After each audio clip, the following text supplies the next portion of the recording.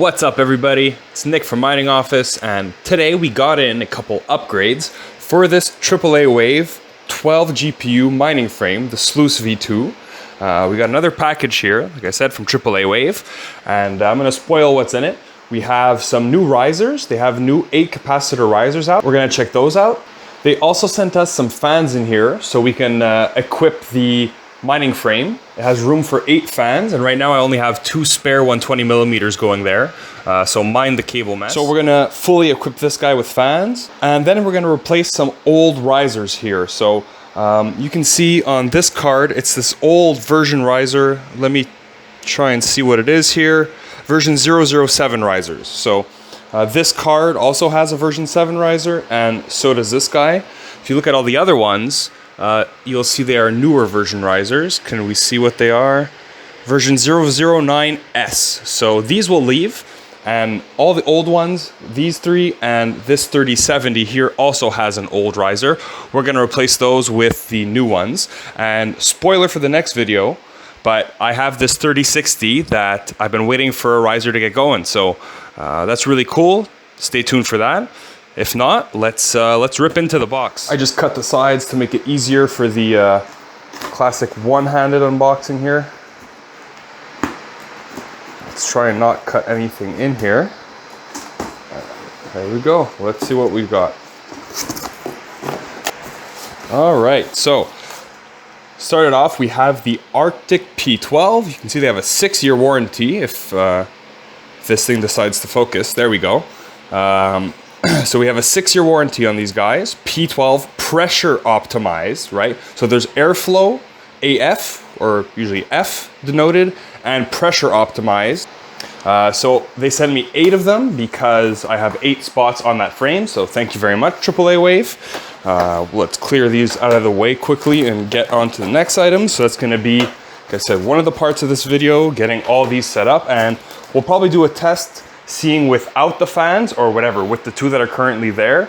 The temps, leaving the fans on the card at the same percentage they're at, and then adding in 8 of these fans and seeing what it changes. So that'll be a cool test to do. And this is what I've been waiting for here, the AAAWave risers, right? So package contents is the classic stuff you'll find in any riser pretty much. You have the riser board, the 1X part, you have the 16X adapter, you have the USB cable, and you have the SATA power cable, which I recommend you do not use. Don't use SATA power for your risers. Use a PCIe 6-pin, all right? So yeah, let me get one of these out of the bag, and we'll take a look. Let's get a good look at these risers. So you can see they're in the classic AAAWave colors, nice bright orange. I also like the retention thing right away. I just noticed that just now. This thing is not like the slider type. I hate those. This seems like the just normal latch you would have. So can't wait to try that out. If not, you can see it has the 8 capacitors here. There we go, focus. 4 there, 2 and 2. So it's an 8 capacitor version. We have a 6-pin connector here, which is what I recommend you guys use. Please use the 6-pin connector, okay? Last time I'm gonna say it. Your gold-plated USB port. I think it's gold-plated, don't trust me on that. And if you go over here, you also have a Molex connection if you want on this, and a second 6-pin. So this is the riser with the most options I've seen. It literally supports everything. Molex, SATA, and 2 6-pins. So that's really cool. The other ones I have 2 6-pins, but no Molex. So that's the difference. And I don't think they're 8 capacitors either. So yeah, and even the slot here is really bright orange. So overall, very cool. Same thing. The theme is continued with the 1X part. You can see it's orange, gold plated, and let's not even look at that. Forget it's there. Black riser cable. So I like that. I like the black with the orange. I think it looks cool, but I can't wait till it's in the rig. So let's give you guys some more close-up shots. And again, it's a version 009S Pro. So yeah, let's get to it. We're gonna swap out some of the risers, and like I said, do the test with the fans here. I have so much stuff they sent me, thanks again. The fans, the CQX V20 stone wallet I still have to get to, and 11 more risers. So yeah, absolutely great. And next time, we'll get to that next time. So let's check on the temps on this guy with just the 2 fans going. We'll do benchmarks at my current temperature in here, which is ridiculous, 32 degrees. All right, so let's get the baseline recording. I just want to show you guys this $20 HDMI Amazon switch is absolutely amazing. Normally, I would unplug the HDMI from this monitor and plug it in here and plug it in this guy and swap them back and forth. I got really fed up with doing that all the time. So now you can see this one runs there. I have another one plugged into the Zotac card. They both run into here. Now you can see I'm currently looking at the Raven rig.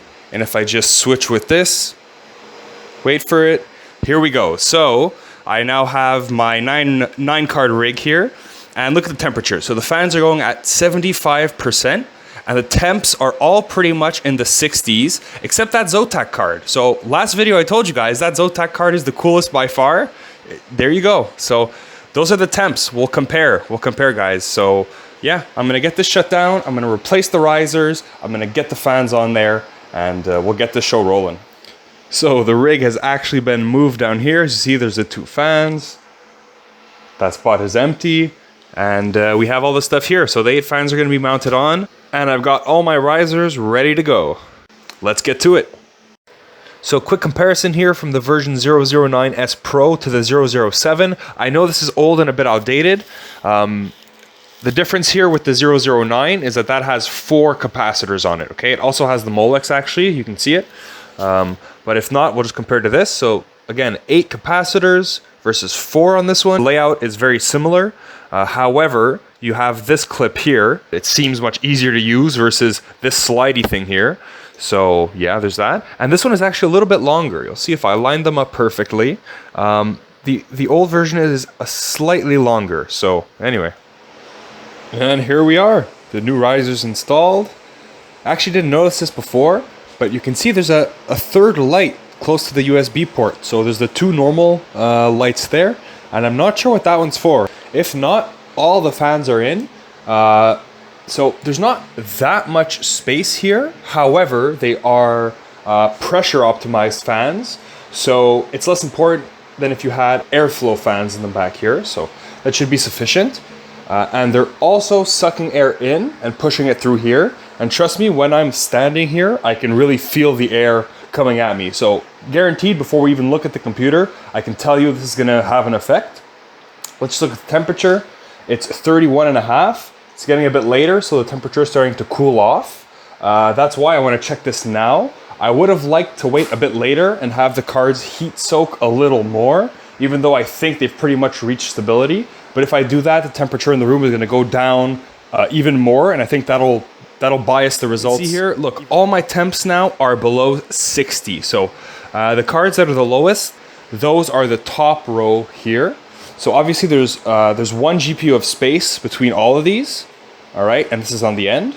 So given that, it's normal that these run cooler. At the bottom, which are jam-packed here together, those obviously run a bit hotter relative to the top row. However, they were mostly in the 60s, all right? Mid 60s before, like low to mid 60s. Now they're all in the 50s. So obviously having the 8 fans versus just the 2 makes a pretty big difference. Just a quick disclaimer for this test, guys. Only 3 are plugged into the ZSX breakout board from Parallel Miner. Only 3 of the fans, all right? And that means those 3 are going at 100%. The other 5 are plugged in at various spots on my motherboard just because of reach issues from where the fans are. I should really get a fan controller for this, but I don't have one handy. So the other 5 that are on the motherboard, I am not sure. I didn't go in the BIOS and check out the fan curves, so I don't know what percentages they're running at. If I just put my hand here and check, it feels like they're running quite a bit lower actually. So I'm sure if I would have all of them going at 100%, the temps would be even lower. I just wanted to prove a point. I'll show you guys the specs for the fans. Most important here is the airflow. You can see it's 56.3 CFM. If you multiply that airflow by 8, because we have 8 of these fans, that gives a solid 450 cubic feet per minute from this total rig. And like I said, if I stand here, I can feel that airflow coming at me. So maybe I'll hop into the BIOS and I'll set all this to 100. I just don't think it's necessary really with the temps I'm getting on my cards. Maybe I could decrease the GPU fans and just set those to 100 and tune it that way. That might be more efficient. And if not, that's it for today. I thought I'd give you guys the night shot here and you could see just the the lights coming off the rig. Yeah, that's pretty much it for today. I'm gonna slap one of these risers, like I said, on this card. That's the only old riser I haven't replaced yet, so I'm gonna get to doing that. And if not, I'll leave a link to these guys if you wanna pick up some in the description. Thanks AAAWave again for sending this out to me. So consider giving a like, maybe subscribing to the channel, and stay tuned because next time we're gonna rip into this EVGA 3060. Have a great day and keep on mining.